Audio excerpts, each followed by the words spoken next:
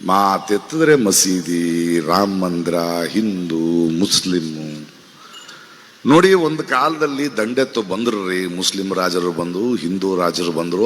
ಆಗಿನ ಕಾಲದಲ್ಲಿ ದುಡ್ಡಿಗೆ, ಆಸೆಗೆ ಅವ್ರು ಮಾಡಿದ ಬಲಾತ್ಕಾರಗಳೆಲ್ಲ, ಅವ್ರು ಕಡಿದ ದೇವಾಲಯಗಳು, ಮಸೀದಿಗಳು ಇಲ್ಲ, ಒಪ್ಕೊಳ್ಳೋಣ.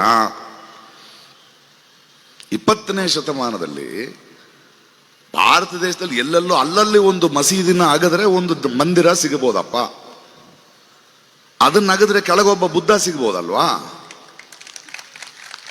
ಎಷ್ಟಾಗೀತಾ ಹೋಗ್ತಿರ್ರಿ.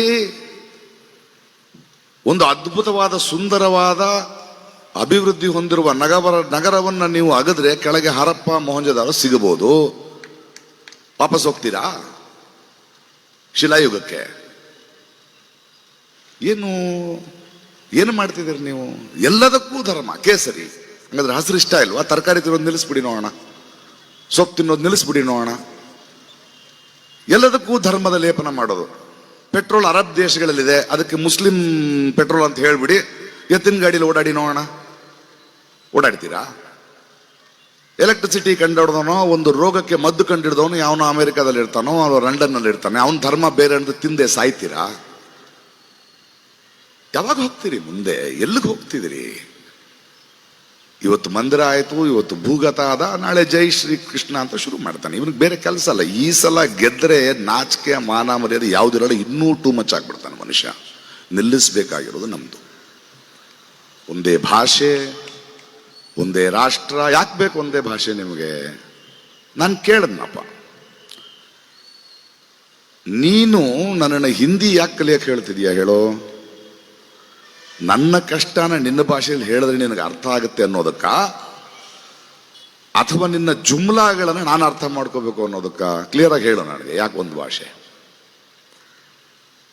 ನೀನು ನನ್ನನ್ನ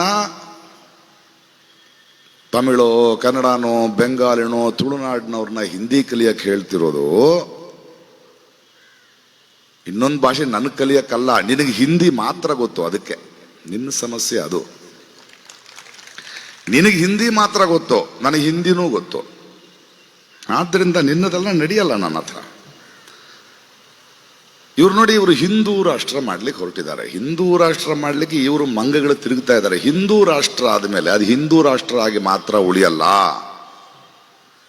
ಹಿಂದೂ ರಾಷ್ಟ್ರ ಆದಮೇಲೆ ಮತ್ತೆ ಬ್ರಾಹ್ಮಣರು, ಕ್ಷತ್ರಿಯರು, ಇವರು ಹರಿಜನರು ಶುರು ಮಾಡ್ಕೊಳ್ತಾರೆ. ಅಷ್ಟೇ ಇವ್ರ ಕತೆ. ಇವರಿಗೆ ಬೇಕಾಗಿರೋದು ಅದು. ಇವರಿಗೆ ನಮ್ಮ ಮುಂದಿನ ಪೀಳಿಗೆಯ ಮಕ್ಕಳ ವಿದ್ಯಾಭ್ಯಾಸದಲ್ಲಿ ಇಂಟ್ರೆಸ್ಟ್ ಇಲ್ಲ. ಯಾಕಂದ್ರೆ ಇವರು ಅನ್ಎಜುಕೇಟೆಡ್ ಫೂಲ್ಸ್. ಫೇಕ್ ಡಿಗ್ರಿ ಇಟ್ಕೊಂಡು ಓಡಾಡ್ತಿರೋ ಅಂತಾನೆ. ಅವನಿಗೆ ಹೆಂಗೆ ಅರ್ಥ ಆಗ್ಬೇಕು ವಿದ್ಯೆಯ ಮಹತ್ವವನ್ನು? ಬಡವರ ಹಸುವು ಹೆಂಗೆ ಅರ್ಥ ಆಗ್ಬೇಕು?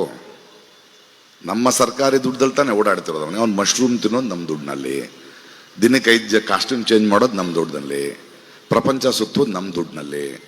ಆರಾಮಿದಾನ ಮನುಷ್ಯ.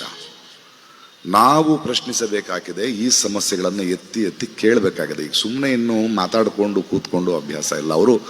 ಅವ್ರು ಏನು ಮಾಡ್ತಾರೆ ಅಂದರೆ, ನಾವು ಒಂದು ನರೇಟಿವನ್ನ, ನಾವು ಒಂದು ಈ ಸಮಸ್ಯೆಯನ್ನು ಹೀಗೆ ನೋಡಬೇಕು ಅಂದರೆ ಅದನ್ನು ಚೇಂಜ್ ಮಾಡ್ತಾ ಇರ್ತಾರೆ.